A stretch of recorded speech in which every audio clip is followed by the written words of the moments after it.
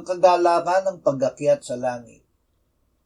Bago nagdusa ang Panginoong Hesus ay sinabi niya sa kanyang mga alagad, "Kayo sa ngayon ay may kalungkutan, ngunit muli ko kayong makikita.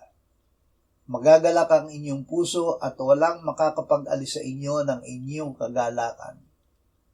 Sinabi ito ng Panginoon dahil ang paningin niya ay hindi lamang nasa kanyang kamatayan at muling pagkabuhay, kundi sa kaluwalhatiang ibibigay sa kanya ng Ama sa langit.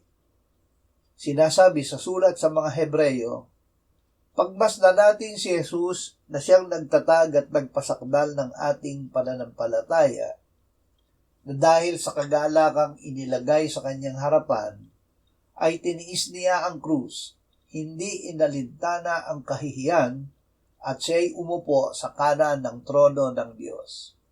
Isaalang-alang ninyo siya na nagtiis ng gayong pagsalungat ng mga makasalanan laban sa kanyang sarili, upang kayo'y huwag manghina o manlupaypay.